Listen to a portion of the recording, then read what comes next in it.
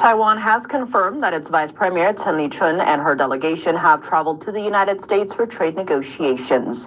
A joint agreement is expected to be announced soon, followed by the signing of a trade deal. According to the New York Times, the Trump administration is close to finalizing a trade agreement with Taiwan. The deal would lower U.S. tariffs on Taiwanese goods to 15%, matching levels agreed to last year with Japan and South Korea. At the same time, Taiwan's largest chipmaker, TSMC, is said to significantly expand its U.S. investment.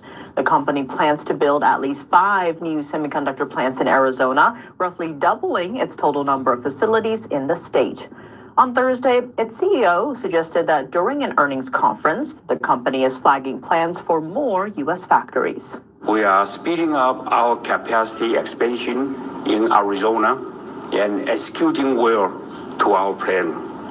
Our first fab has already successfully entered high volume production in 4Q24. Construction of our second fab is already complete, and tool moving and installation is planned in 2026. Furthermore, we have just completed the purchase of a second large piece of land nearby to support our current expansion plan and provide more flexibility in response to the very strong multi-year AI-related demand. Now, a delegation led by Taiwanese Vice Premier Chih-Hsien has arrived in the United States. Taiwan is often described by the Chinese Communist regime as needing reunification, but the island nation has never been under its control.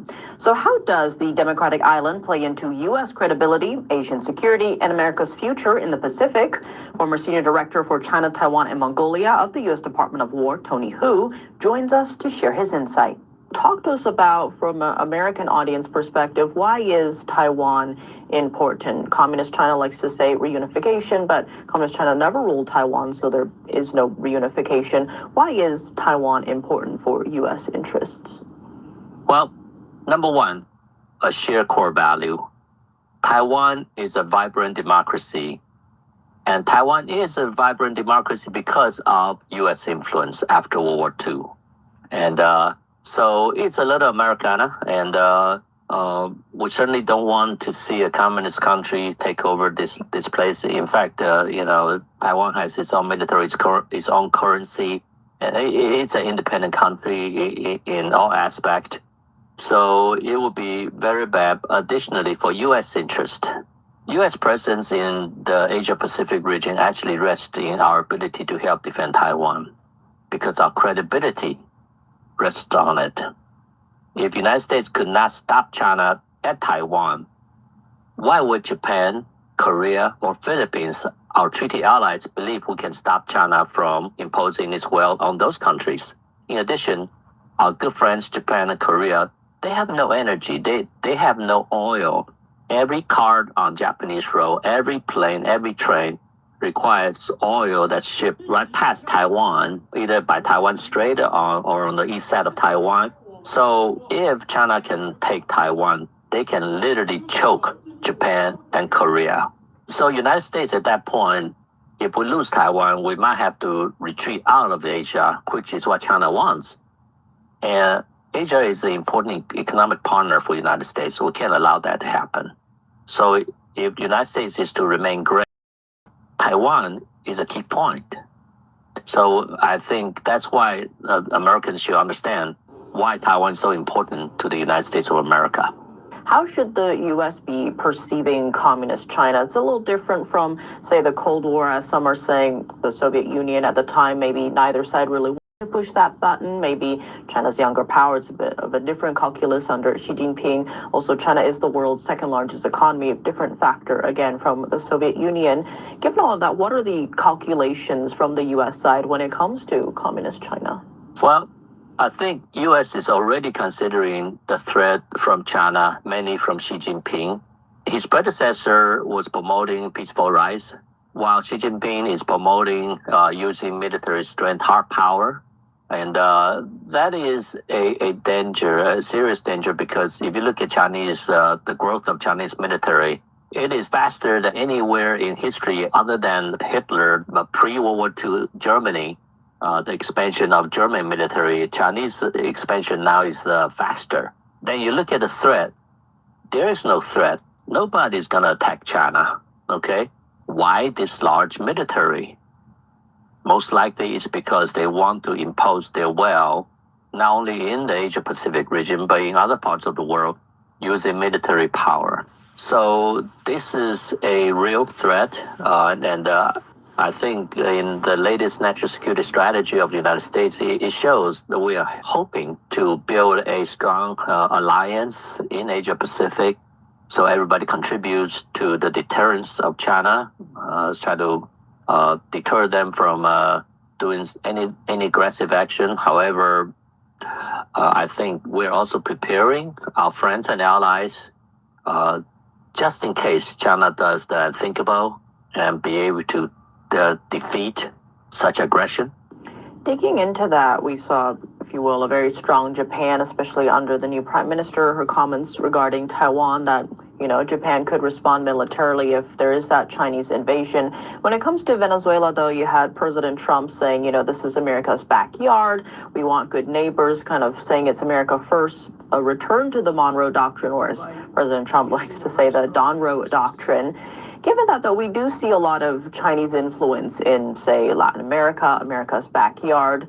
With these recent moves, could we see a displacement of that? And then where would that Chinese influence go? And what would that mean for the Indo-Pacific region and the calculus there?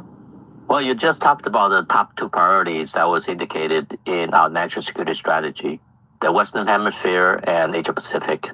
So obviously, Trump takes the priority seriously.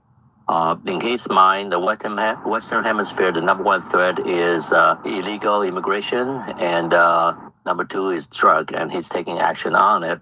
Because of taking action, that causes, I believe, the Pacific region to either have more confidence on the United States, and for our adversaries, they have to take into consideration threat from the United States. And so, I believe there's an impact based on U.S. action recently that U.S. not just talk, they actually do something about it. So I hope this serves as a further deterrence against any aggression. Well, Tony Hu, thank you so much for joining us. Sure, Tiffany. Have a good one. Canada's Prime Minister striking a deal with China. Following our report yesterday, the U.S. and Taiwan announced a win-win deal in Washington on Thursday. Taiwan aims to become a key strategic partner to the U.S. in artificial intelligence. Here's a breakdown of the main components of the deal. For Taiwan, the island nation scored two major wins. Broad tariffs on most Taiwanese exports to the U.S. will drop from 20% to 15%. It's the lowest rate among U.S.'s trade deficit partners. Last year, nearly 31% of Taiwan's exports went to the U.S., surpassing shipments to China and Hong Kong at around 27%. It marked the highest share for the U.S. since 1999. Taiwanese chipmakers like TSMC will enjoy lower rates on semiconductors, with some imports duty-free. And the U.S. promises to give Taiwan preferential treatment if new tariffs are ever imposed in the future. Taiwan is also aiming to team up with the U.S. as a strategic partner in artificial intelligence, helping the U.S. maintain its edge in high-tech industries. In this round of negotiations, we also promoted two-way high-tech investment between Taiwan and the United States. We hope that in the future, both sides can become close strategic partners in AI.